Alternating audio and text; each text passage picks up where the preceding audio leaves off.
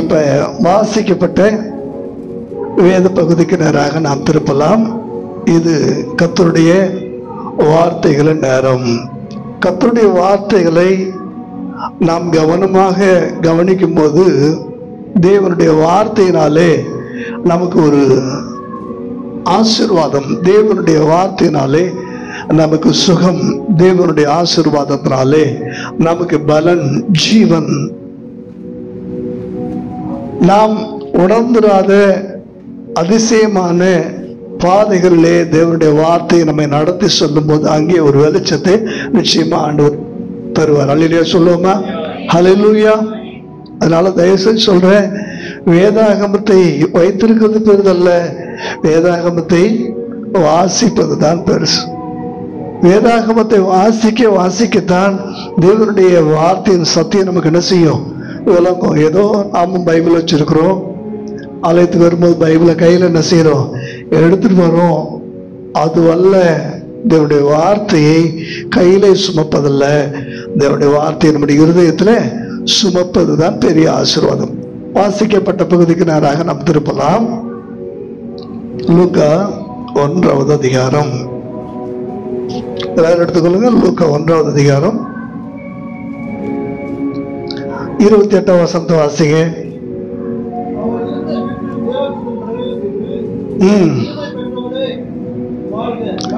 அவள் இருந்த வீட்டில் தேவதூதன் பிரவேசித்து கிருபை பெற்றவளே வாழ்க என்று சொல்லுகிறார். இது மரியாளுக்கு சொல்லப்பட்ட வார்த்தை என்பது போல நாம் நினைக்கலாம். மரியாளுக்கு சொல்லப்பட்ட வார்த்தை ஏன் தேவன் வேதாகமத்திலே பதிவு செய்து நம்மை படிக்கும்படியாக நம்முடைய கையில் அதை கொடுத்திருக்கிறார் தெரியுமா? இது மரியாளுக்கு மாத்திரம் கொடுக்கப்பட்டதல்ல, அது உனக்கும் கொடுக்கப்பட்ட வார்த்தை என்பதனால தான் உன் கையில நான் என்னுடைய வார்த்தைகளை எழுதி கொடுத்திருக்கிறேன். அல்லேலூயா. சரி, இப்ப மரியாளுக்கு சொல்லப்பட்ட காரியத்தெல்லாம் அவளால நம்பவே முடியல. அதனாலதான் அவ இப்படி சொல்றா. நீங்க வாசிச்சு பாருல, இது எப்படி ஆகும்? 36வது வசனம், 36ல 38 வாசிங்க.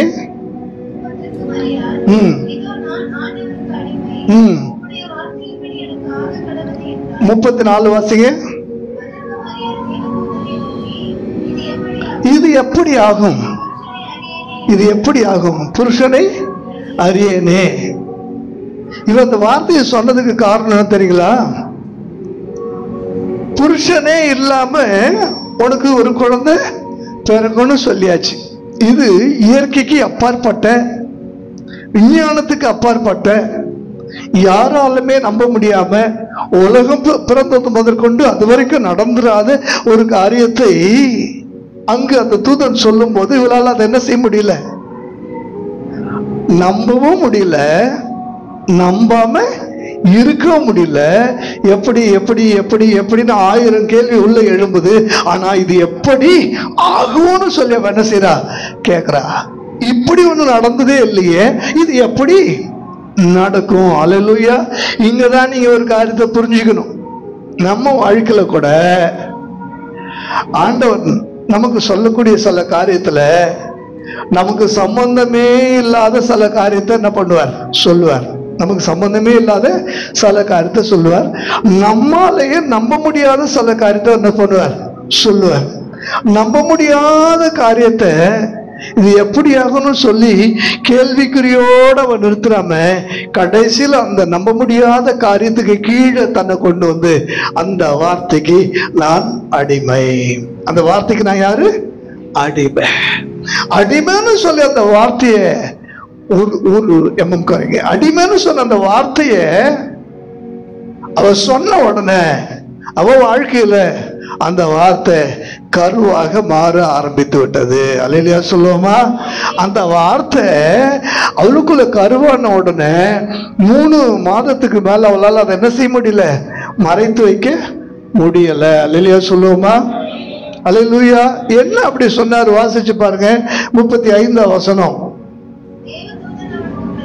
தேவதூதன் 35 அவளுக்கு பிரதி உத்தரமாக, பரிசுத்த ஆவி, என்னெல்லாம் பரிசுத்த ஆவி, ஒரு பெரிய கேள்வி. என்மேலாம் பரிசுத்த ஆவி.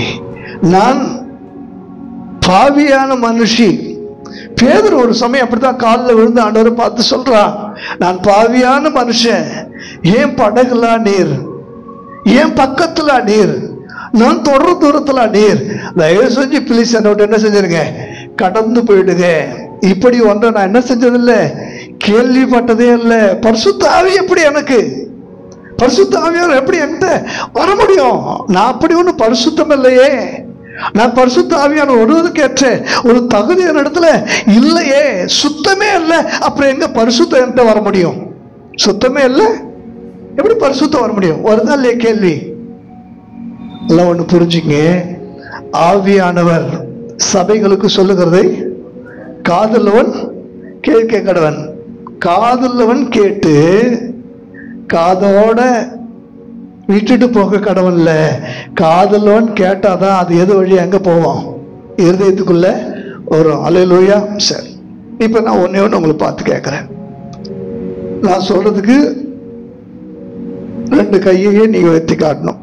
இங்க உட்கார்ந்து இருக்கிற நீங்கள் யாரேனும் பரிசுத்தவான்களாக இருந்தால் உங்களுடைய கரங்களை 2 கையும் வைத்து காட்டுங்க. நான் பரிசுத்தவான்.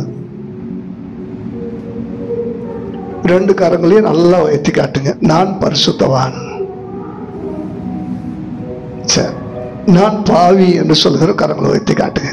நான் பாவி இல்ல, நான் மனுஷன் தானே, நம்ம பாவம் இல்லை என்றால் நம்மை நாமே வஞ்சிக்கிறார். அப்ப நான் பாவி என்று 2க்கு ஏதாவது ஒன்று என்ன பண்ணும். நான் பாவி என்று சொல்லுகிறவங்க 2 கரங்களையும் வைத்து காட்டுங்க. நல்லா என்ன பண்ணுங்க, நான் சொல்ற வார்த்தை புரிஞ்சுங்க. ஆண்டவர் பார்த்துட்டு இருக்கிறார். ஆண்டுடைய பார்வையில தான் உங்களை உயர்த்த சொல்றேன். 2 கட்ட நிலைமையில நீங்க இருந்தீங்கன்னா 3rd ஜெண்டரா அப்படி ஆயிடக்கூடாது. இது நல்லா என்ன பண்ண, நல்லா உயர்த்துங்க. ஆண்டவர் நேரம் நல்லா உயர்த்துங்க. நான் பாவி, கைக்கு நான் பரிசுத்தவான் என்று சொல்லுகிறவர்கள் அப்படி கையை வைத்துங்க. யாருமே இங்க நல்ல, யாருமே வாய்த்து வந்து சொல்லுங்க, இங்க யாருமே இல்லை, இங்க யாருமே பரிசுத்தவான் இல்லை. இப்ப நீங்க இந்த ஸ்டேட்மெண்ட் சொல்றீங்கல்ல, இங்க யாருமே பரிசுத்தவான் இல்லை. யார் சொல்ற மைக்கில்?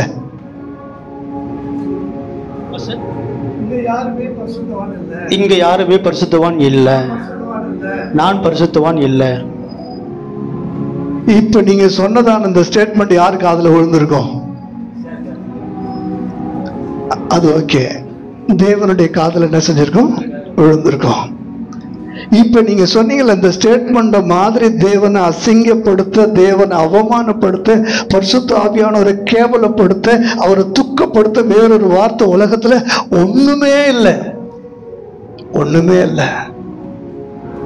ஆவியானவரை அழ வைக்க, ஆவியானவரை கண்ணீர் விட வைக்க இந்த வசனம் சொல்லுது. பரிசுத்த ஆவியை படுத்து வரும்போது நீங்கள் பலன் அடைந்து என்று சொல்லுதுன்னு நீங்க நினைச்சிட்டீங்க.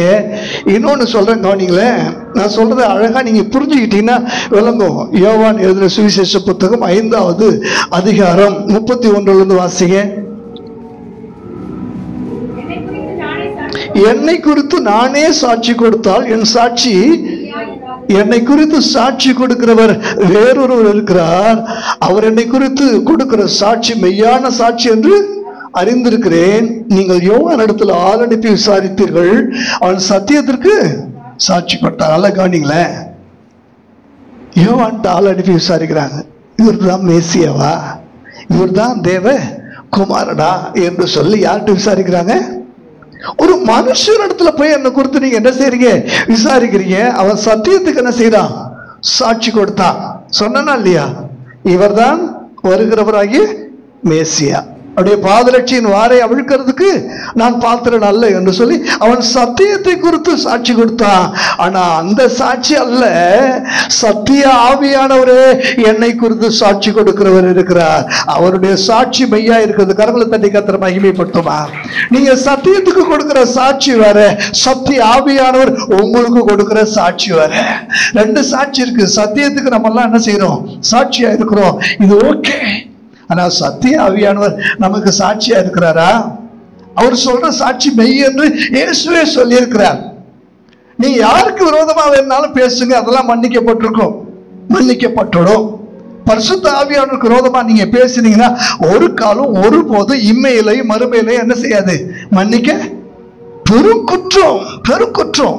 ஆக பரிசுத்த ஆவியானவர் என்னை பற்றி ஒரு சாட்சி சொல்லும் போது, என்னை குறித்து அவர் கொடுக்கிற சாட்சியை நானே மறுதளிக்கும் போது அவர் அங்க எப்படி ஆயிடுறார்? எப்படி இருக்கும் யோசிச்சு பாருல. என்னை குறித்து பரிசுத்த ஆவியானவர் சாட்சி கொடுக்கிறாரு, அதை என்னாலேயே நம்ப முடியல, நானே அதை மறுதளிக்கும் போது, பேதுரு இயேசு 3 தடவை மறுதளித்த பொழுது அவர் மனசு எவ்வளவு வேதனைப்பட்டிருக்கும் இயேசுக்கு. அதை விட மகா மோசமா பரிசுத்த ஆவியோட மனசை நீங்க வேதனைப்படுத்துறீங்க. அவர் உங்களை குறித்து கொடுக்கிற சாட்சி என்ன என்று இப்போது நான் வாசிக்கிற ரோமர் 8வது அதிகாரம் 26வது வசனம். 8:26க்கு முன்னாடி நீங்க 15ல இருந்து வாசிங்களேன், 14ல இருந்து வாசிங்க. மேலும் எவர்கள் தேவனுடைய ஆவியினாலே நடத்தப்படுகிறார்களோ அவர்கள் தேவனுடைய கவனிங்க. பரிசுத்த ஆவியானவர் சொல்றாரு, நீ தேவனுடைய புத்திரர். பிள்ளைகள் என்பதை தாண்டி புத்திரர்னா யாரு? அவருடைய சொத்துக்கு சுதந்திரவாளி. நீங்க அதுக்கு கூட நீங்க வாசிச்சு பாருங்க. அதே இதுல 17 வாசிங்க. நாம் பிள்ளைகளானால் தேவனுடைய சுதந்திரனும் கிறிஸ்துவுக்கு என்ன அர்த்தம்? அண்ட சராசரங்களையும் படைத்த ஆண்டவருடைய சொத்துக்களுக்கு நாம் யாரு? சுதந்திரவாளி, உரிமையாளி, பங்குக்கு பாத்திரவான்கள். பரிசுத்த ஆவியானவர் சொல்ல, நீ வெறும் புள்ள மாத்திரம் அல்ல, நீ சுதந்திரவாளி, நீ புத்திரன் என்று சொல்லி ஆண்டவர் பரிசுத்த ஆவியானவர் சொல்றார். அப்படி நடத்தும் பொழுது அடுத்த வசனத்தை வாசிச்சு பாருங்க. மேலும் 15, அந்தபடியே திரும்பவும் பயப்படுகிறதுக்கு நீங்கள் அடிமைத்தனத்தின் ஆவியை வராமல். நல்லா கவனிங்க. ஒருத்தவன் அப்பாவை விட்டு தூரமா போயிட்டான்.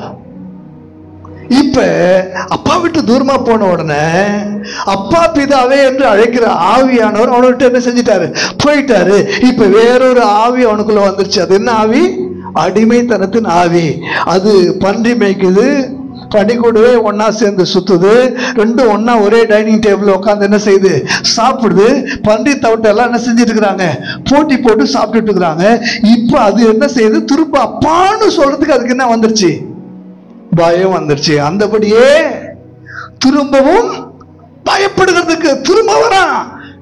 திரும்ப வரும்போது சொல்றான், பயப்படுறான். உங்களை அப்பான்னு கூப்பிட எனக்கு என்ன இல்ல, தகுதி இல்லை. உங்களை அப்பான்னு கூப்பிட எனக்கு உரிமை இல்லை. அதனால எஜமானே, உங்கள் வேலைக்காரர்கள் ஒருவனாக என்ன செய்யுங்க? சேர்த்துக் கொள்ளுங்க. எனக்கு பிரியமான தேவனுடைய பிள்ளைகளே, நீங்கள் புத்திரராய் இருந்தும் தேவனுடைய சொத்துக்கு பங்குதாரராய், பங்காளிகளாக, சுதந்திரவாளிகளாக இருந்தோ பிசாசு உங்களுக்குள்ளே ஒரு அடிமைத்தனத்தின் ஆவியை வைத்து அப்பான்னு சொல்லி நீ அவரை கூப்பிடாத, ஆண்டவரேன்னு என்ன செய்? கூப்பிடு. எஜமானனே என்ன செய்? எஜமான என்னது? அதான் ஆண்டவர். புரியுதா உங்களுக்கு? ஆண்டவர், அதாவது ஆண்டவர் உங்களுக்கு ஆண்டவராய் இருக்குன்னு நினைக்கிறீங்களா? பிதாவா அப்பாவா இருக்கணும்னு சொல்லி நினைக்கிறீங்களா? 2 வார்த்தை கேட்கிறேன். அவர் என்னுடைய ஆண்டவர் என்று சொல்லுகிற மட்டும் கையை வைத்து காட்டுங்க. அவர் என்னுடைய அப்பா. ஏன்னா தெரியல, ஒரு எக்ஸசைஸ் கூட பண்ணி பழக்கமே இல்லையா யாருக்குமே. அப்படியே இந்த சில சமயத்தில் சொல்லுவாங்களே, இந்த கல்லூரி மங்கிய அந்த மாதிரி உட்காந்துருக்க கூடாது. கையை ஆண்டவருடைய சமூகத்தில், ஆண்டவருடைய வார்த்தைக்கு முன்னாடி நம்ம அடிமையா இருக்கணும். அவர் அப்பாவா இருக்கணும். அவர் யாரா இருக்கணும்? அப்பாவா இருக்கணும். அவர் ஆண்டவர்னா நீங்க பக்தர்களா தான் இருப்பீங்க. அவர் அப்பான்னா நீங்க பிள்ளைகளா, சுதந்திரவாளியா மாறுறீங்க. கரங்களை தட்டி கர்த்தரை மகிமைப்படுத்துவோமா? இந்த சத்தியத்தை சத்திய ஆவியானவர் தான் உங்களுக்கு சொல்லிக் கொடுக்கிறார். பாவம் பிரவேசித்த பொழுது இயேசுவே அவர் அப்பா பிதாவே என்ன செய்ய முடியல. பாவம் சிலுவையில அவரை கொல்ல துடிக்கும் போது, பாவம் சிலுவையில அவரை கையில் ஆணி அறைந்து அவரை தூக்கி நிறுத்திய போது, என் தேவனே, என் தேவனே, ஏன் என்னை கைவிட்டீர் என்று சொல்லி என்ன செய்தார்? கதறினார். பிரியமான தேவனுடைய பிள்ளைகள், அவரே அப்பான்னு கூப்பிட முடியல. அப்பான்னு கூப்பிட முடியாத தூரத்துக்கு பாவம் அவர் என்ன செஞ்சிருச்சு? கொண்டு போயிடுச்சு. நல்லா புரிஞ்சுக்கிய. அப்பான்னா நம்மள தூரத்துல இருந்து ஆவியானவர் என்ன கொண்டு வராரு? பக்கத்துல கொண்டு வருகிறாரு. அல்லேலூயா சொல்லுவோமா? நீங்கள் பயப்படுகிறதுக்கு ஏதுவான அடிமைத்தனத்தில் ஆவியை தூரப்படுங்க. இங்க அப்பா சொல்றாரு, என்னைக்கா இருந்தாலும் நீ என் மகன்தான். நீ சொல்லக்கூடிய, நீ பயத்துல பேசக்கூடிய, நீ பயத்துல சில சமயத்துல நீ பயத்துல நம்ம என்ன செய்யறோம்னு சில தெரியாது, என்ன பேசுமே தெரியாது, அதெல்லாம் நான் எதையும் கேட்க விரும்பல. இவனை என்ன செய்யுங்க, உயர்ந்த வஸ்திரத்தினால இவனை ஒடுத்துங்க, உடைய கைகள்ல மோதிரத்தை போடுங்க, கால்கள்ல பாதரட்சியை போடுங்க, இவனுக்காக கொழுத்த கன்றை அடிப்பியுங்கள், இவனுக்கு ஒரு பண்டிகையை ஆயத்தப்படுத்துங்கள் என்று சொல்லி தகப்பன் திரும்பி வந்த மகனுக்காக பகிரங்கமான ஒரு விழா எடுக்கிறான். அதுதான் நம்முடைய ஆண்டவர். அல்லேலூயா. என் பையன்னு சொல்லி அவர் சொல்லிட்டு, நீங்க எவ்வளவு தூரம் போனாலும் நீங்க திரும்பி வரும்போது என் பையனே இல்லைன்னு ஒரு காலம் அவர் என்ன செய்ய மாட்டாரு, சொல்ல மாட்டாரு. எப்ப வந்தாலும் நீ யார் தான், அப்படியே பிள்ளைகள் தான். அல்லேலூயா சொல்லுமா? சந்தோஷமா இல்லையா இந்த செய்தி உங்களுக்கு? அல்லேலூயா. நீ யாரோமா நினைச்சிட்டு இருக்கிறீங்க? இல்ல, அவர் எப்படி கூப்பிடுங்க? இந்த சத்தியத்தை யார் சொல்லி கொடுக்கிறா? யோவான் 13வது அதிகாரம்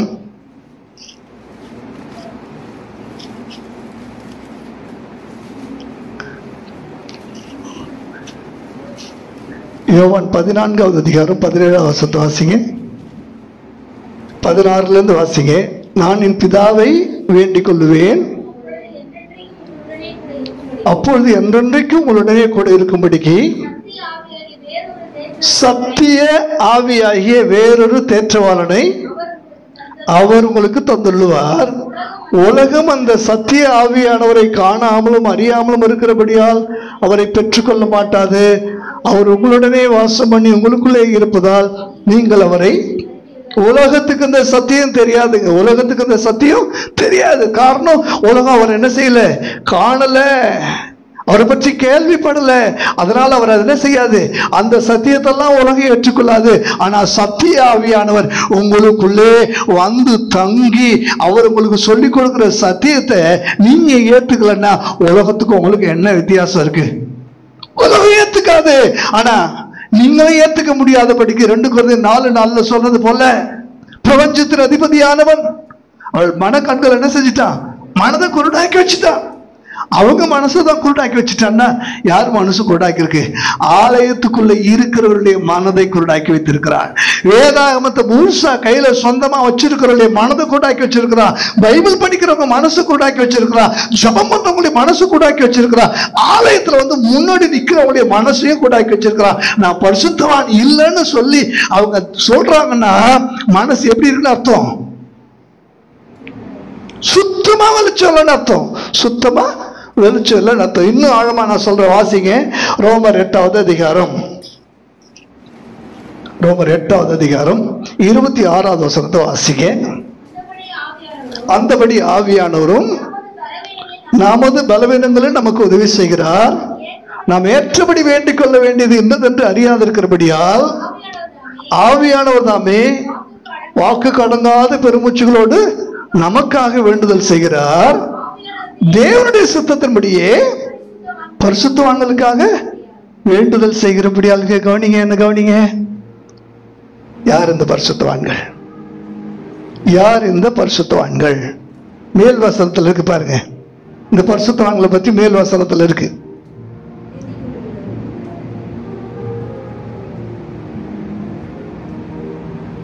ஆவியானவர் தேவனுடைய சித்தத்தின்படியே பரிசுத்தவான்களுக்காக வேண்டுதல் செய்கிறார். 26 கடைசியில நமக்காக. அப்ப இந்த பரிசுத்தவான்கள் யாரு? நாம தான். நாம எப்படி இருக்கிறோம்? 26ஆம் வசனத்துல வாசிங்க மேல.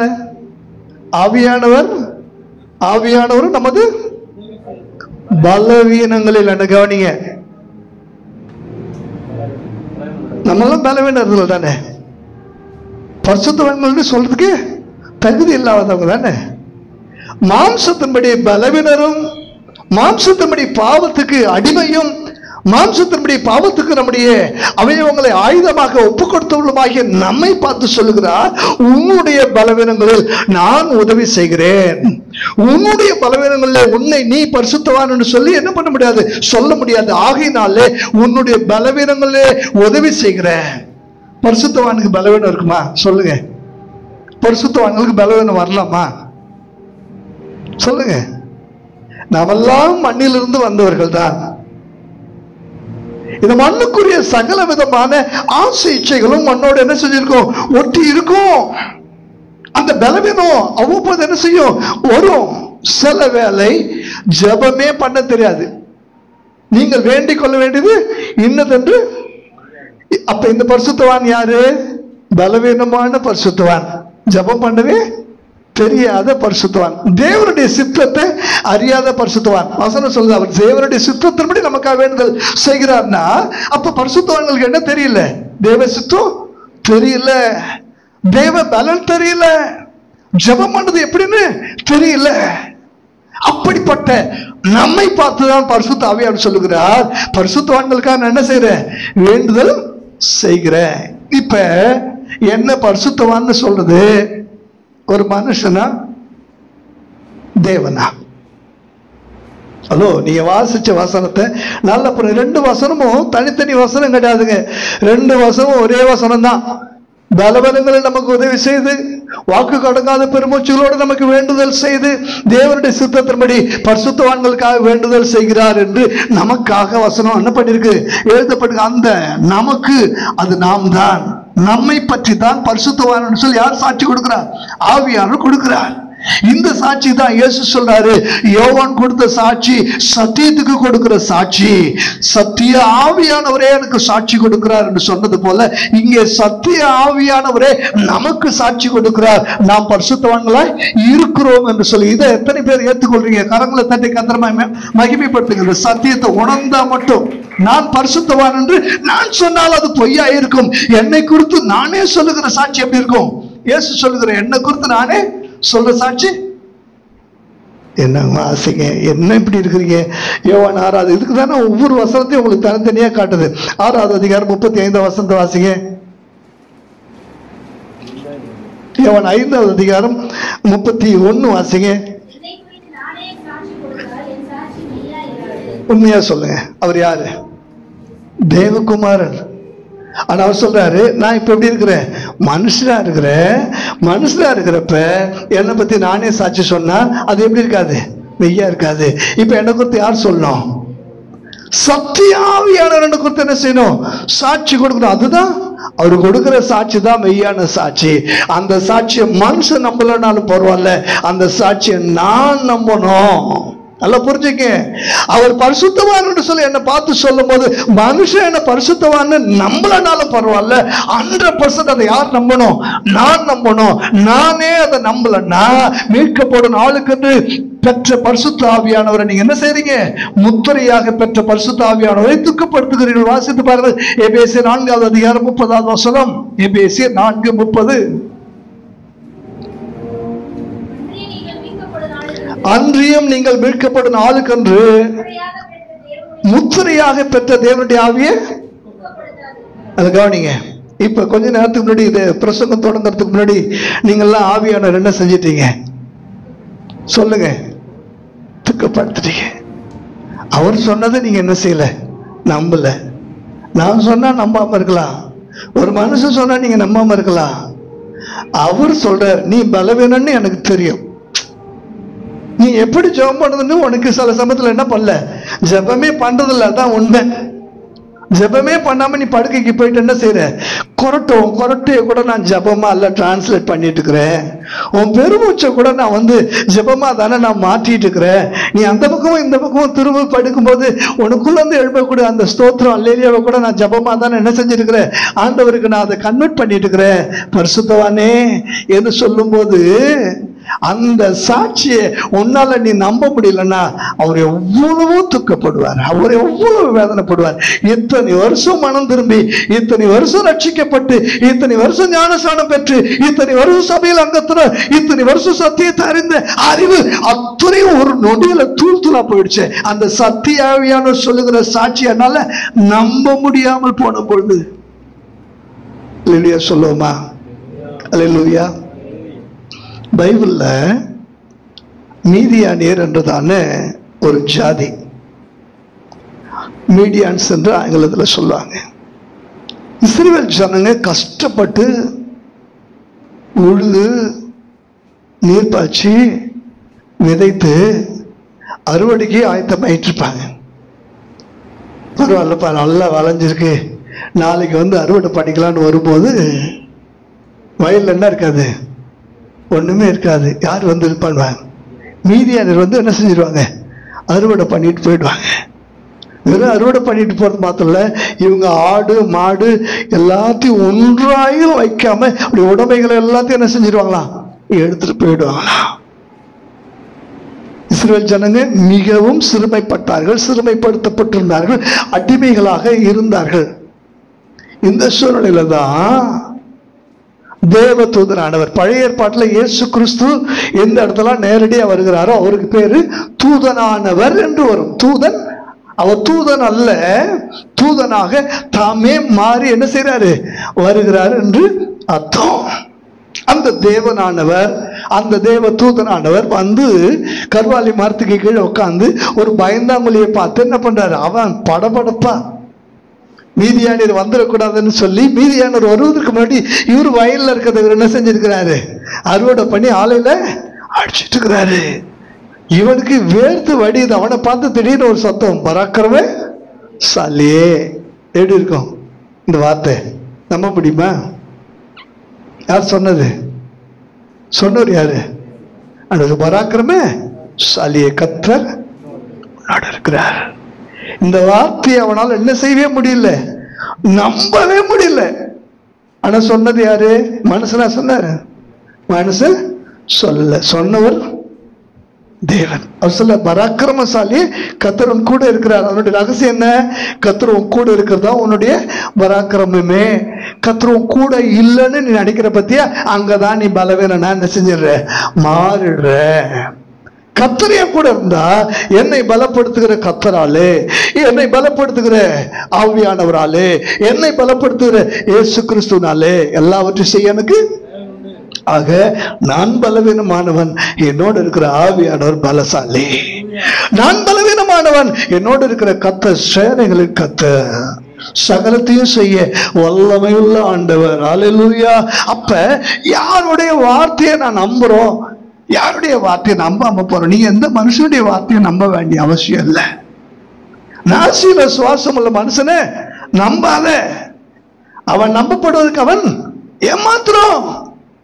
இன்றைக்கு இருக்கிறவன் நாளைக்குன்னு சொல்ல தகுதி இல்லாதவன் தான் இன்னைக்கு இருக்கிறான். நல்லா புரிஞ்சுக்கங்க. நாளைக்குன்னு சொல்ல நம்ம யாருக்காவது தகுதி இருக்கா? சொல்லுங்க. நாளைக்கு கன்ஃபார்ம் சொல்ல யாருக்கா முடியுமா? இல்லையே. அடுத்த மணி நேரமே நமக்கு இன்னது சம்பவிக்கும் என்று சொல்லி அறியாத நாம் தேவனுடைய வார்த்தையை நம்புவதற்கு ஏன் தயக்கமா இருக்கிறோம்? ஆவியானவர் சொல்றார், நீ பலவீனமானவன், உனக்கு ஜெபம் பண்ண தெரியல, தேவ சித்தத்தை இன்னும் முழுசவனால என்ன செய்ய முடியல, அறிய முடியல. தேவ சித்தத்துக்கு மாறாதான் நீ என்ன பண்ற? ஒரு பரிசுத்தவான் நம்ம நினைக்கிறோம், எலியா பரிசுத்தவான் நினைக்கிறோம். ஆனா எலியா பலவீனமானவன் வசனம் சொல்லுது. நம்மை போல பாடுள்ள மனுஷன் என்று வசனம் சொல்லுகிறது. அவனுக்கு ஜபமே பண்ண தெரியலன்னு வசனம் சொல்லுது. அவன் எப்படி ஜபம் பண்றான்? ஆண்டவரே என்னை எடுத்துக்கொள்ளும், போதும். அவ கொல்றதுக்கு முன்னாடி நீர் என்ன செஞ்சிருங்க, கொன்னுடுங்கன்றான். இது நல்ல ஜபமா சொல்லுங்க? தேவ சித்தத்தின்படி பண்ண ஜபமா இது? பல சப்தங்கள் நம்ம அப்படி, ஆண்டவரே இந்த பிரச்சனை என்னால தாங்க முடியலையா, இந்த போராட்டத்தை என்னால சகிக்க முடியலையா, போதாண்டவரை என்னை எடுத்துக்கொள்ளணும்னு சொன்னா அவருக்கு உங்களை கொண்டு போய் அங்க வச்சு என்ன பெரிய என்ன அப்போ சொல்லுங்களேன். நீங்க அங்க போய் அப்படியே பல்லவத்துல இன்னும் பூச்சி வேலை எல்லாம் அங்க மிச்சமா இருக்கு, ஒரு ஸ்தலத்தை ஆயத்தம் பண்ணிட்டு இருக்கிறாரு, நீங்க போய் அங்க ஏதாவது செய்யறதுக்கு நீங்க போக போறீங்களா என்ன? அவர் வைத்திருக்கிறது காரணமே அவருடைய நாமத்தின் மகிமைக்கன்று, அவருடைய வார்த்தைகளை நம்பி அந்த வார்த்தைக்கு கீழே உங்களை அடிமைகளாக அர்ப்பணித்து அவருக்கு சத்தியத்துக்கு சாட்சியா வாழ்வதற்காகத்தான் கர்த்தர் வைத்திருக்கிறார். இல்லையா? சொல்லுவோமா? பரிசுத்த ஆவி உன்மேல் வரும். ஐயோ, என்மேலாம் பரிசுத்த ஆவியானவர் வருவார், என்மேலாம் பரிசுத்த ஆவியானவர் ஒரு வசனத்தை வாசிங்க. 35ஆம் வசனத்தை தொடர்ந்து வாசிங்க. பரிசுத்த ஆவி உண்மையில் வரும், உன்னதமானவருடைய பலம் உண்மையில் நிழல். ரெண்டாவது காரியம், பரிசுத்த ஆவியானவர் வரும்போது உனக்கு என்ன வருதா? உன்னதமான ஒரு பலம் வருதா. கடந்த வாரத்தில் நான் சொன்னேன், ஸ்ட்ரென்த் அண்ட் பவர் ரெண்டுத்துக்கும் உள்ள வித்தியாசத்தை சொன்னேன். பலத்துக்கும் வல்லமைக்கும் உள்ள வித்தியாசம். பலத்தை விட வல்லமை மேலானது. இது ரெண்டை விடவும் உன்னதமானவருடைய பலம் மேலானது. ஆங்கிலத்துல எப்படி இருக்குன்னா, அது வாசிக்குமா? அது ஆங்கிலத்துல சூப்பராக most highest, the most highest, அதை விட ஒரு உயர்ந்த வல்லமை உலகத்துல வேற ஒண்ணுமே இல்லை. அதை விட ஒரு உன்னதமான ஒண்ணு. வாசிங்க அதை. லூக்கா 1:35.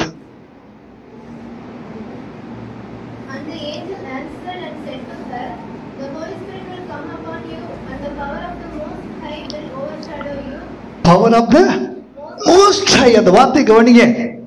அந்த வல்லமை இருக்கு பார்த்தீங்களா, அது பலத்துக்கும் மேலானது, வல்லமைக்கும் மேலானது, எல்லாத்துக்கும் மேலான ஒரு உன்னதமான ஒரு தேவ பலன் யார் மேல வரும்? உன் மேல வரும். உண்மையில அந்த பலன் வரும்பொழுது உன்னால எதெல்லாம் முடியாம இருந்ததோ அத்தனையும் உன்னை கொண்டே அந்த பலன் செய்து முடிக்கும். கரங்களை தட்டி கத்திர மகிமைப்படுத்துவோமா? உன்னால எதெல்லாம் முடியாம இருந்ததோ அந்த பலன் உன் மேல வரும்போது அது உன்னை கொண்டே அதையெல்லாம் செய்து முடிக்கும். அல்லேலூயா. பழைய பாட்டுல ஆவியானவர் அவ்வப்போது வருவார், சிம்சோன் மேல வருவார். நீங்க கவனிச்சு பாருங்க, ஒரு முறை சிம்சோன் மேல ஆவியானவர் வந்தப்ப இதுவரைக்கும் இத்து போகாத ஒரு பெரிய கயிறு, வரி கயிறு மாதிரி என்ன செய்யறாங்க, அப்படி புது கயிறுகளை செஞ்சு அவன் என்ன செய்யறாங்க, கட்டி இழுத்துட்டு போறாங்க. எத்தனை பேர் கட்டி இழுத்துட்டு போறாங்க? 3000 பேர் ஒரு மனுஷன் என்ன செய்யறாங்க, கட்டி இழுத்துட்டு போறாங்க. நல்ல இறுக்கமா கட்டியாச்சு. இப்ப சாதாரண மனுஷன் தான். சிம்சோன் நீங்க அப்படியே கோலியாத் மாதிரி பயங்கரமா இருப்பாங்கன்னு நினைக்காதீங்க. நம்ம இப்போ எல்லாம் சாதாரணமான மனுஷன் தான். தலையில தான் கொஞ்சம் முடி ஜாஸ்தியா இருக்குமே ஒழிய மண்டைக்குள்ள மூளை கூட அவ்வளவா இருந்த மாதிரி நமக்கு தெரியல. அந்த மாதிரி சிம்சோனை கட்டி 3000 பேர் என்ன செஞ்சிருக்கிறாங்க, இழுத்துட்டு போயிட்டு இருக்கிறாங்க. இப்ப பரிசுத்த ஆவியானவர் யார் மேல வர்றாங்க? சிம்சோன் மேல இறங்கின உடனே நீங்க டைலருக்கு தெரியும், நூல் அறுக்கிறதுக்காக நீங்க ஏதாவது ஆள் வச்சு அந்த பக்கம் ஒரு ஆள் இந்த பக்கம் ஒரு ஆள் பிடிச்சி இழுத்து ஏதாவது அறுக்குறீங்களா? தப்புன்னா நூல் என்ன செஞ்சுருவீங்க, அறுத்துருவீங்க. ஒரு ரிப்பர் வச்சு இப்படின்னா என்ன ஆயிடும், அறுந்துடும். நீங்க தையலெல்லாம் டக்கு இப்பெல்லாம் ஆட்டோமேட்டிக்கா தானா தையல் முடியும் போது என்ன ஆயிடுது, தானாவே கட் ஆயிடுது. அப்பெல்லாம் மிஷின் வந்துருச்சு. ஆனா வசனம் சொல்லுது, பரிசுத்த ஆவியானவர் மேல வந்தப்ப நெருப்புப்பட்ட நூல் போல அது என்ன ஆயிடுச்சா, ஒரு செகண்ட் அப்படியே டக்குன்னு அவ்வளவு பெரிய கயிறு என்ன ஆயிடுச்சு, போயிடுச்சு. இப்ப சிங்கிளா ஒன் மேன் ஆர்மி என்று சொல்லி ஆங்கிலத்துல ஒரு வார்த்தை சொல்றாங்க. ஒரே ஆள் தான். அப்ப கையில பாக்குறான், என்னன்னு பார்த்தா அந்த இடத்துல ஏதோ துண்டு எலும்பு கடந்துச்சு, எடுத்து அடிச்சாங்க. எத்தனை பேர் செத்தாங்க? 1000 பேர் செத்துட்டாங்க. 3000 பேர் ஆஸ்பத்திரியில, மற்ற 2000 பேர் என்ன செஞ்சுட்டாங்க, கை கால் உடஞ்சி எங்க ஓடனானே தெரியல, இருந்த இடமே தெரியல. அப்படி எல்லாத்தையும் முடிச்சுட்டு இவனுக்கு தண்ணி தாகம் ஆயிடுச்சு. எடுத்து சந்தத்துல என்ன செய்யறான், இருக்கிற ஆண்டவரே எனக்கு தாகன்னப்ப கைகளால் தோண்டாத ஒரு துறவை தேவன் அந்த இடத்துல பழக்க. அதுதான் உன்னால முடியாததை உன்னை கொண்டே செய்வார். உனக்கு தேவையானதை ஒரு மனுஷனுடைய கைகளாலே தோண்டின ஊற்று அல்ல, அவருடைய கைகளாலேயே தோண்டி ஊற்று கொடுத்து உன் தாகத்தை தீர்க்க ஆண்டவர் வல்லமை உள்ளவராக இருக்கிறார். அந்த இடத்துக்கு பேர் என்ன குறி. இன்றைய வரைக்கும் அந்த இடம் இருக்குது. அல்லேலூயா. நம்ப முடியுதா பரிசுத்த ஆவியானவர் சொல்றத? நீ பராக்கிரமசாலி அப்படின்னு சொல்லி ஆண்டவர் சொன்னதை அவனால என்ன செய்ய முடியல, நம்பவே முடியல. கடைசி வரைக்கும் அவனால என்ன செய்ய முடியல, நம்ப முடியல. ஒரு குறிப்பிட்ட இடத்துல ஆண்டவர் சொல்றாரு, நீ நான் சொன்னதை நம்பல, ஒரு ஆள் அனுப்பி நீ என்ன செய், ஒரு ஆள் அனுப்பி எதிரிடைய பாளையத்துக்கு ரகசியமா ராத்திரி என்ன செய், அனுப்பு அப்படின்னு சொல்லி சொல்றார். என்ன கவனிங்க, எல்லாரும் கவனிங்க, கவனம் சொல்றது. இப்ப கடற்கரை மண்டலத்திலான திரளான கூட்டம் மீதியானிஸ்ட் வந்து யுத்தம் பண்ணதுக்கு என்ன செஞ்சுட்டாங்க, வந்துட்டாங்க. யாருக்கு விரோதமா? இஸ்ரவேலுக்கு விரோதமா வந்துட்டாங்க. இப்ப கிதியோனுக்கு இவன் பராக்கிரமசாலி என்ன ஆண்டவர் சொன்னது மட்டும் இல்ல, ஒரே மனுஷனை முறியடிப்பது போல இந்த ஒரு சேனையை, ஒரு தேசத்தை மீதியானியரை நீ என்ன செய்வ, முறியடிப்பன்னு சொல்லிட்டாரு. இவனால நம்ப முடியல. இவனால நம்ப முடியாதனால இன்னும் ஆண்டவர் என்ன செய்யறாரு, அவனை புரிய வைக்கிறதுக்கு ஒரு ஆளை அனுப்ப சொல்றாரு. ஒரு ஒற்றர் மாதிரி ஒருத்தர் நைட்ல போயிட்டு அப்படியே அந்த படைகளுக்குள்ள அப்படியே போயிட்டு அவங்க ஆள்ல ஒரு ஆள் மாதிரி போறாரு. அங்க 2 பேர் என்ன செய்யறாங்க, பேசிக்கிறாங்க. என்ன பேசிக்கிறாங்க தெரியுமா? கிதியோன்னு ஒரு மனுஷன், கிதியோன்னு ஒரு மனுஷன் அதை பத்தி அவங்க அழகா சொல்றாங்க. வேகமா உருண்டு வந்ததான ஒரு அப்பம் ஒரு கூடாரத்தின் மேல மோதி கூடாரம் என்ன செஞ்சிச்சான்? விழுந்துச்சான். எங்கேயாவது ஒரு தோசையை தூக்கி போடுறோன்னு சொல்லிட்டு வீடு இடியுமா? சொல்லுங்க. ஒரு தோசையை நீங்க தூக்கி சுட்டுல ஒரு பரோட்டா தூக்கி வேகமா வீசி ஏதாவது ஆகுமா? சொல்லுங்க. ஆனா அந்த இடத்துல 2 பேர் பேசிக்கிறாங்க. ஒரு சொப்பனம் கண்ட ஒரு அப்பம் உருண்டு வந்து இந்த கூடாரத்தை என்ன செஞ்சிருச்சு? அது மாதிரி சாதாரண ஒரு ஆள் கிதியோட கொண்டு இந்த படைகள் என்ன செஞ்சிடும்? அவ்வளவுதான், ஒன்றும் இல்லாம போயிடும் அப்படின்னு சொல்லி அவங்க என்ன செய்யறாங்க? பேசிட்டு இருக்கிறாங்க. இந்த வார்த்தை கேட்ட உடனேதான் அவனுக்குள்ள ஒரு தைரியம் வருது. நான் பராக்கிரமசாலின்றது எனக்கு தெரியல, எதிரியுடைய படைகளுக்கு தெரிந்திருக்குது. ஆண்டவர் என்ன பராக்கிரமசாலி தான் என்று சொல்லி எதிரியுடைய கண்களுக்கு ஒன்னதாக என் பெயரை அவர் பெருமைப்படுத்தி இருக்கிறார். கரங்களை தட்டி கத்திரமா மகிமைப்படுத்துவோமா? ஹல்லேலூயா. ஆண்டவர் சொல்ற வார்த்தையை நம்மளால என்ன செய்ய முடியல, நம்ப முடியல. இன்னொரு இடத்துல பேதுரு, நீங்க மத்தேயு 26:69 ஒருத்தர் வாசிச்சு பாருங்க. மத்தேயு 26:69.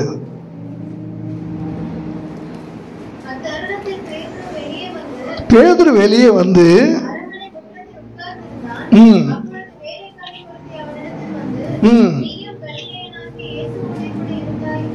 நீயும் கலிலேயனாகிய இயேசுவோடு சொன்னது யாரு? எல்லாம் கவனிங்க. சொன்னது ஒரு வேலைக்காரி. பொய் சொன்னாங்களா உண்மை சொன்னாங்களா? பொய் சொன்னாங்களா உண்மை சொன்னாங்களா? உண்மையை சொன்னாங்க. உண்மையோனால ஏத்துக்க முடிஞ்சது, ஏத்துக்க முடியலையா? ஏத்துக்க உண்மையவே ஏத்துக்க முடியாத நீங்க எப்படி? யோசிச்சு பாருங்க. அந்த அம்மா சொன்னது 100% உண்மை. அவ இயேசுவோட இருந்தவன்.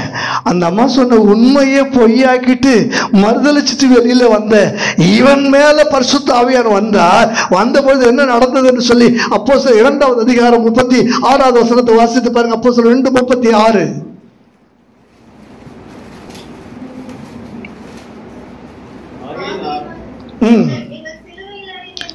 நீங்கள் சிலுவையில் அறைந்த இந்த இயேசுவை தேவன் ஆண்டவரும் கிறிஸ்துவமாக்கிறார் என்று யாவரும் நிச்சயமாய். இது யாருங்க? இது என்ன பேதுரு?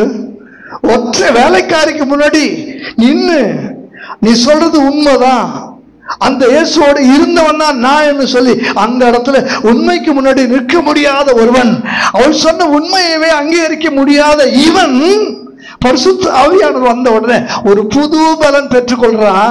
இவனுக்கு முன்னாடி எவ்வளவு பேர் இருக்கிறாங்க தெரியுங்களா? பல்லாயிரக்கணக்கான ஜனங்கள் இருக்கிறார்கள். 19 நாடுகளை சேர்ந்த ஜனங்கள் இருக்கிறார்கள். அங்க சொல்றான், நீங்கள் கொலை செய்த அந்த இயேசுவை, நீங்கள் சிலுவையில் அறைந்த அந்த இயேசுவை ஆண்டவர் கிறிஸ்துவ ரட்சகருமாக மாற்றினார் என்று சொல்லி அவன் என்ன செய்யறான்? பிரசங்கம் பண்றான். அதுக்கு நான் சாட்சின்னு சொல்றான். கரங்களை தட்டி கத்திர மகிமைப்படுத்துவான். இதுதாங்க பலன். பரிசுத்த ஆவியானவரிடத்துல வரும்போது உண்மைக்கு முன்னால நீங்க என்ன செய்வீங்க? ஆம் என்று சொல்லி நிற்பீர்கள். ஆண்டவர் சொல்லுகிற வார்த்தைக்கு முன்னாடி ஆமேன் என்று சொல்லி நிற்பீங்க. அவர் சொல்லுகிற வார்த்தைகள் ஆம் என்றும் ஆமேன் என்றும் இருக்கிறது. நீங்களும் அதை இல்லை என்றும் இல்லவே இல்லை என்று சொல்லுகிறபடினாலே இன்று வரை தேவனுடைய சத்தியத்துக்கு நாம சாட்சியா இருக்க முடியாம ஆவியானவரை துக்கப்படுத்தக்கூடிய ஒன்று அந்த ஒரு சூழலில் நம்ம வாழ்ந்து கொண்டிருக்கிறோம். நீங்க வாசித்து பாருங்க. யோவான் 16வது அதிகாரம், யோவான் 16வது அதிகாரம் 13வது வசனத்தை வாசிங்க. சத்திய ஆவியாகி அவர் வரும்போது சகல சத்தியத்திற்கும் உங்களை நடத்துவார். அவர் தம்முடைய சுயமாய் பேசாமல் கேள்விப்பட்டவைகள் யாவையும் சொல்லி வரப்போகிற காரியங்கள் உங்களுக்கு அறிவிப்பா. என்னுடையதில் எடுத்து உங்களுக்கு அறிவிப்பதனால் என்னை அல்ல. கவனிங்க, பரிசுத்த ஆவியானவர் தேவனுடைய வார்த்தையிலிருந்து எடுத்து பேசுகிறவர், தேவனிடத்திலிருந்து வாங்கி பேசுகிறவர். அவரே தேவனாய் இருப்பதனால் நம்மோடு பேசுகிறவர். இல்லையா? சொல்லுவோமா? அவர் பேசுகிறவைகள் ஆவியாயும் ஜீவனாயும் இருக்குது. அதையே நம்ம நம்பலன்னா கொஞ்சம் யோசிப்பார்ல. இன்னொரு வசனம் யோவான் 8வது அதிகாரம் 44வது வசனம். யோவான் 8:44. பைபிள் இருக்கிறவங்க துரிதமா எடுங்க. நீங்கள் உங்கள் பிதாவாகிய பிசாசினால் உண்டானவர்கள், உங்கள் பிதாவினுடைய இச்சைகளின்படி செய்ய மனதாக இருக்கிறீர்கள். அவன் ஆதி முதற்கொண்டு மனுஷ கொலைபாதகனாய் இருக்கிறான். சத்தியம் அவனிடத்தில் இராதபடினால் அவன் சத்தியத்திலே நிலைநிற்கவில்லை. அவன் பொய்யனும் பொய்க்கு பிதாவுமாய் இருக்கிறபடினால் பொய் பேசும்போது தன் சொந்தத்தில் எடுத்து பேசுகிறான். நல்ல கவனிங்க, பொய் பேசுறவங்க அவங்ககிட்ட இருந்து வாங்கி பேசுறீங்கன்னு அர்த்தம். அவன் பொய் பேசுறது தாங்கிட்ட இருந்து எடுத்து பேசுறான், தாங்கிட்ட இருந்து எடுத்து பேசுறான். ஆனா மெய் பேசக்கூடிய பரிசுத்த ஆவியானவர் தேவனிடத்திலிருந்து, தேவனுடைய வார்த்தையிலிருந்து எடுத்து பேசுறாரு. பொய்யே பேசுற, பொய்யே அங்கீகாரம் பண்ண உங்களால முடியுது. ஆனா மெய்ய பேசுற, தேவனுடைய வார்த்தையிலிருந்து எடுத்து பேசக்கூடிய பரிசுத்த ஆவியானுடைய வார்த்தையை உங்களால என்ன செய்ய முடியல? நம்ப சொல்லுங்க. எதை நம்புறீங்க? எதை நம்புறீங்க? நான் பரிசுத்தவன், ஐயோ தேவதூஷணம் சொல்லிட்டீங்க. இஸ்ரவேல் ஜனங்களுடைய ஆவி அதான். இயேசு சொல்றாரு, என்னை கண்டவன் பிதாவை கண்டான். பிதாவின் மடியில் இருந்து அவருடைய ஒரே பேரான குமாரன் தான் பிதாவை என்ன செய்யறாரு, இந்த உலகத்துக்கு வெளிப்படுத்துகிறார். சொன்ன உடனே இயேசுவே தேவதூஷணம் சொல்றாருன்னு அவருக்கு ஒரு பெரிய சிலுவை என்ன செஞ்சிட்டாங்க. சத்தியத்தை ஏற்றுக்கொள்ள முடியாது. சத்தியத்தை சொன்னா நீங்க தாங்க மாட்டீங்க. நீ அது யோவான் 16வது அதிகாரத்துல நீ வாசித்து பாருங்க. யோவான் 16வது அதிகாரம் 12வது வசனம் வாசிங்க. இன்னும் அநேக காரியங்கள் இருக்கிறது, அவைகளை நீங்க இப்போது என்ன செய்ய மாட்டீங்க. நான் என்ன பிதாவினுடைய குமாரன் சொன்னதே உங்களால் என்ன செய்ய முடியல. மனுஷகுமாரன் பாவங்களை மன்னிக்க அதிகாரம் உடையவர் சொன்னதை உங்களால் என்ன செய்ய முடியல, ஏத்துக்க முடியலையே. அப்புறம் எப்படி நீங்க நான் சொல்ற எல்லா சத்தியத்தையும் ஏத்துக்கோ? அன்றைக்கு இஸ்ரவேல் ஜனங்கள் சத்தியத்தை மாத்திரம் ஏற்றுக்கொண்டிருந்தால் தூக்கி வைத்து கொண்டாடி இருக்க வேண்டியவர்கள். உன்னதத்திலிருந்து வருகிறவர் ஸ்தோத்தரிக்கப்பட்டவர், ஓசன்னா ஓசன்னா என்று வாழ்நாளெல்லாம் கொண்டாடி இருக்க வேண்டிய ஜனங்கள் சத்தியத்தை ஏற்றுக்கொள்ள முடியாதபடினாலே சிலுவையில் அறைந்து தூக்கி இவனை சிலுவையில் அறையும் என்று சொல்லி என்ன செய்கிறார்கள், கூச்சல் எடுக்கிறார்கள். அந்த ஆவிதான் இன்றைக்கும் ஆண்டோடைய பிள்ளைகளாகிய நமக்கு அப்பப்போ வருது. நல்ல சத்தியம், ஆவியான சொல்லக்கூடிய சத்தியம். அதுக்கு நாம் தகுதியே இல்லைன்னாலும் நம்மை அவர் தகுதியாக்குகிறபடினாலே நாம் தகுதியாய் இருக்கிறோம் என்பதை நம்மால் என்ன செய்ய முடியல, நம்ப முடியல. இது எப்படி ஆகும்? நான் சாதாரண ஒரு பெண்மணி, பரிசுத்தத்தை பற்றி எனக்கு தெரியவே தெரியாது. ஆனா பாவத்தை நல்லா தெரியும். பாவத்தினுடைய உருவம்னா அது என்ன கூட என்ன செய்யலாம், கொடுக்கலாம். பாவம் எனக்கு நல்லா தெரியும். பாவத்துல நான் போஸ்ட் கிராஜுவேட் பண்ணுவேன், பாவத்துல நான் PhD கூட நம்ம சொல்லலாம். ஆனா பரிசுத்த ஆவியானவர் சொல்ல, உன்னை பார்த்துதான் பரிசுத்த வான் என்று சொல்லுகிறார். அல்லேலூயா. அவர் பரிசுத்தவான்களுக்காக வேண்டுதல் செய்கிறபடி நாளால் வாசிப்பாரு. 27வது வசனம், ரோமர் 8:27.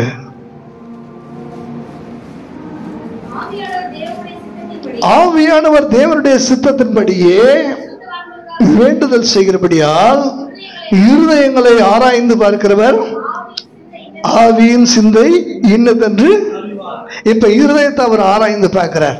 இப்ப உங்க இருதயத்தை பரிசுத்த ஆவியானவர் ஆராய்ந்து பார்க்கிறார். உங்க ஆவியின் சிந்தை இன்னும் உங்களை பாவின்னு சொன்னா ஒரு ஒண்ணுமே பண்ண முடியாது. ஆவியானவரே நீங்க சொல்லிட்டீங்கன்னா நான் யார் தான், நீங்க சொல்லிட்டீங்கன்னா நான் பரிசுத்தவான் தான். நீங்க வேதாகமத்தில் இருக்கிற பரிசுத்தவான்களை எடுத்துக்கொள்ளுங்க, பலவீனம் இல்லாத ஒரு பரிசுத்தவானை வேதாகமத்தில் உங்களால் என்ன செய்ய முடியாது, அடையாளம் காட்ட முடியாது. ஆவியானவர் உங்கள் மேல் வரும்போது அந்த உன்னதமானவருடைய பலன் உங்கள் மேல நிழலிடும். அல்லேலூயா சொல்லுமா? அல்லேலூயா. அந்த உன்னதமானவருடைய பலன், அந்த மகிமையை நீங்க தூக்கி சுமப்பதல்ல, சில வேளை அது உங்களை என்ன செய்யும், தூக்கி சுமக்கும். பிலிப்பு ஞானஸ்தானம் எடுத்து கரையேறினார். அவர் சொல்ல வேண்டிய தூரம் வெகு தூரம். ஆனா ஒரேமை பொழுதுல ஆவியானவர் தூக்கிட்டு வந்து எங்க விட்டுட்டாரு, எந்த இடத்துல புறப்பட்டாரோ அங்க கொண்டு வந்து விட்டுட்டாரு. அல்லேலூயா சொல்லுமா?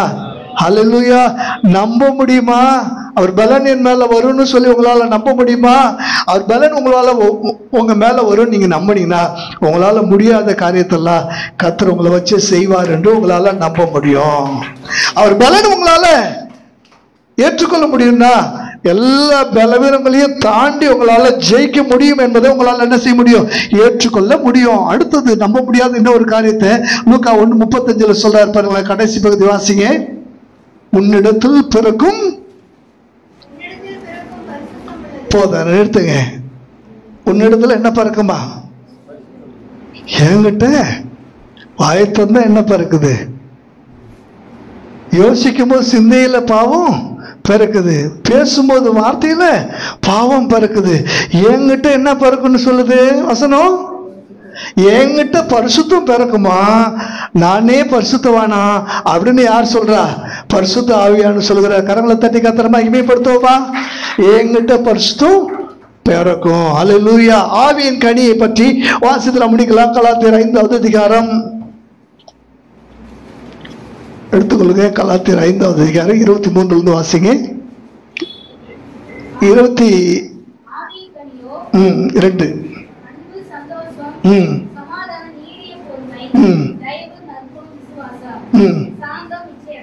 ஆவியின் கனியில கடைசி சொல்ல என்னங்க? இச்சை அடக்கும். இப்ப என்ன பார்த்து சொல்லுங்க. இச்சை அடக்குனா என்ன செய்யணும்? நம்ம கண்ட்ரோல் பண்ணி கட்டுப்பாடு பண்ணி முயற்சி பண்ணி இச்சை என்ன செய்யணும்? அடக்கணும். அப்படியா? இச்சையை ஒருவராலும் அடக்க முடியாது. நல்லா கவனிங்க. இச்சையை ஒருவராலும் உங்களை அடக்கம் பண்ற வரைக்கும் இச்சையை உங்களால என்ன செய்ய முடியாது. நல்லா பண்ணீங்க, புரிஞ்சுங்க. இல்லைன்னா பெரிய இச்சை அடக்கம். இப்ப உங்களை அடக்கம் பண்ணிட்டா இங்க என்ன மட்டும் இருக்கும்? இச்சை இருக்கும். இச்சையை அடக்கம் பண்ணிட்டா அடக்கம் பண்ண வேண்டிய ஆள் எங்க இருப்பீங்க? இங்க இருப்பீங்க. இச்சையை யாரால அடக்க முடியும்? யாராலுமே அடக்க முடியாது. வசனம் சொல்லுகிறது, பரிசுத்த ஆவியானவரோடு நீங்கள் உறவாடும் போது உங்களிடத்தில் பரிசுத்தம் பிறக்கும். அப்ப நீங்க இச்சையை கட்டுப்பாடு பண்ணி அப்படியே மனதை கண்ட்ரோல் பண்ணி நீங்க அடக்க வேண்டிய அவசியம் இல்லை. அப்படி அடக்கவும் முடியாது. ஒருவராலும் தன் மனதை அடக்க முடியாது. தன் மனதை அடக்க முடியாதவன் பாழான மதிலடைந்த பட்டணத்துக்கு ஒப்பா இருக்கிறான் வசனம் சொல்லுகிறது. அப்படியானா அடக்க முடியாத ஒன்ன எப்படி அடக்க முடியும்? சில சமயத்தில் ஆத்திரத்தை கூட என்ன செய்ய முடியுது? அடக்க முடியுதுன்னு சொல்லுவாங்க சில பேரு. ஆனா அடக்க முடியாததை கூட நீங்க என்ன செய்றீங்க? ஒண்ணு சொல்ல, இது ஒரு காலம் அடக்க முடியாது. வசனம் சொல்லுகிறது, பரிசுத்த ஆவியா இடத்துல வரும்போது நீங்க பரிசுத்தவான் ஆயிருங்க. உங்க இடத்துல என்ன பிறக்கும்? பரிசுத்தம் உள்ளது உங்க இடத்துல என்ன செய்யும்? பிறக்கும். அப்ப நீங்க அடக்க வேண்டியதில்லை. எல்லாமே உங்க காலுக்கு கீழே அடங்கி போயிடும். கரங்களை தட்டி கர்த்தரை மகிமைப்படுத்துமா? இது வெறும் கனி அல்ல. இச்சை அடக்கம் என்பது ஆவியின் கனி. இதை நீங்க உற்பத்தி பண்ண முடியாதுங்க. எந்த கனியுமே நம்ம என்ன செய்ய முடியாது? உற்பத்தி பண்ண முடியாது. நல்லா புரிஞ்சுக்கீங்க. காய வேண்டா, நீங்க கனியா பழுக்க வைக்கலாம். ஆனா உங்களால ஒரிஜினல் கனியை என்ன செய்ய முடியாது? ஆவியானவங்களோட அப்படியே பழக பழக, நீங்க அவரோட பழக பழக உங்களுக்குள்ள அந்த கனி தானாவே உற்பத்தி ஆகும். நீங்க எதெல்லாம் முயற்சி பண்ணி கட்டுப்பாடு பண்ணி தோற்று போய், நீதிமான் இச்சை அடக்க முயற்சி பண்ணி 7 தரம் தோற்று போய் கீழே விழுவான். ஆனா அவன் தூக்கி எடுப்பார். ஆனா பரிசுத்தாவே வரும்போது அவன் தோற்று போக முடியாத உயரத்துக்கு கொண்டு போய் நிறுத்தி அவன் கால்களை கர்த்தர் உறுதிப்படுத்துகிறார். அவருடைய அடிகளை கர்த்தர் ஸ்திரப்படுத்துகிறார். கர்த்தரை மகிமைப்படுத்தி அல்லேலூயா சொல்லுவோமா? ஹல்லேலூயா. எனக்கு பிரியமான தேவனுடைய பிள்ளைகளே, இல்லை கவனிங்க. தேவன் பலவீனருக்கு பக்கத்துல இருப்பதல்ல, தன்னை பலனாக நினைக்கிறவர்களுக்கு பக்கத்துல என்ன செய்றார்? இருக்கிறார். எல்லாரும் எழுப்புவோமா தேவ சமூகத்துல? ஆவியின் சிந்தை இன்னது என்று ஆவியானவர் அறிகிறார். இந்த வசனத்தெல்லாம் கேட்கக்கூடிய நீங்க நானா நானா நானா கேட்குறீங்கல்ல? உங்களில் ஒருவன் என்னை காட்டி கொடுப்பான் என்று ஆண்டவர் பந்தியில் இருந்த சீசலை பார்த்து சொன்ன போது அதில் இருந்தவர்கள் ஒருவரை பார்த்து நானா நானான்னு என்ன செஞ்சாங்க? கேட்டாங்க. இன்னைக்கு தேவ சத்தியத்தை சொல்லும் போது அந்த பரிசுத்தவான் நானா நானா நானா என்று சொல்லி நீங்க கேட்டுக்கீங்க. நீங்க இல்லைன்னு நீங்க நினைக்காதீங்க. ஆண்டவர் சொல்றாரு, நீதான் அந்த பரிசுத்தவான், நீதான் அந்த பரிசுத்தவாட்டி.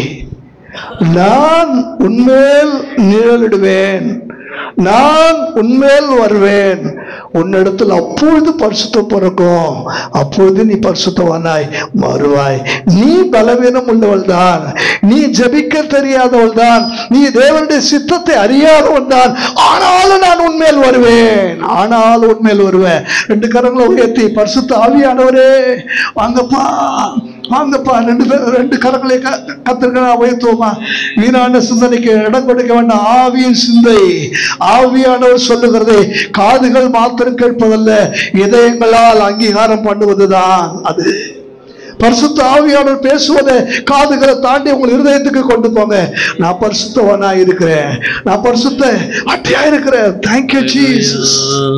பரிசுத்த ஆவியே, பக்தர்கள் துணையாளரே, உண்மையை உறக்க பரிசுத்த ஆவியே, உண்மையை உணர்ந்து சொல்லுங்கள்.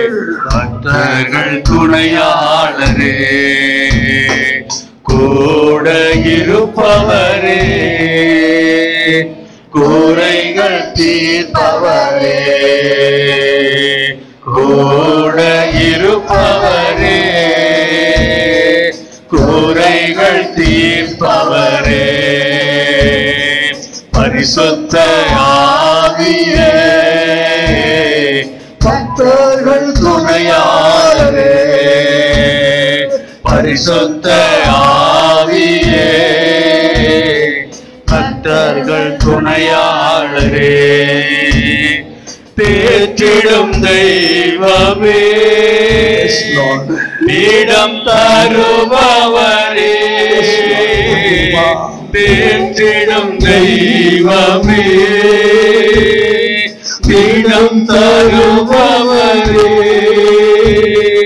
ஊற்று தண்ணீரே, ஊற்று தண்ணீரே, உள்ளத்தின் ஆறுதலே, எங்கள் உள்ளத்தின் ஆறுதலே, பரிசுத்த ஆவியே, பக்தர்கள் துணையாளரே, பரிசுத்த ஆவியே, பக்தர்கள் துணையாளரே. பரிசுத்த ஆவியானவர் உங்கள் மீது ஆசை வாடிக்கொண்டிருக்கிறார். என் அன்பு சகோதரனே, என் அன்பு சகோதரியே, என் அன்பு மகளே, பரிசுத்த ஆவியார் உன்னை பார்த்து சொல்றாரு, நீ தேவனுடைய புத்திரனாயிருக்கிறாய், நீ தேவனுடைய புதல்வியாயிருக்கிறாய், நீ தேவனுடைய பிள்ளையாயிருக்கிறாய். தேவனுக்கு நீ சொந்தம், தேவனுடைய சுதந்திரத்துக்கு நீ சுதந்திரவாளியாக இருக்கிறாய். தேவன் பரிசுத்தர் என்றால் நீயும் பரிசுத்தன் தான். நான் பரிசுத்தர், ஆகையால் நீங்களும் பரிசுத்தராயிருங்கள்.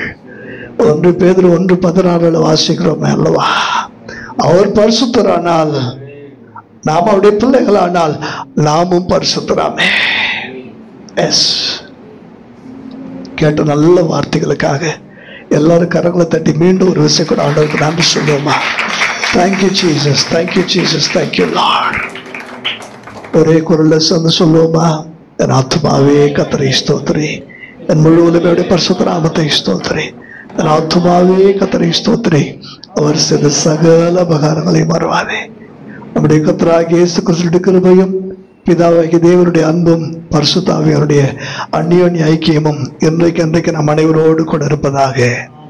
அல்லேலூயா. Praise the Lord, praise the Lord. God bless you. கர்த்தர் உங்களை ஆசீர்வதிப்பாராக. Thank you.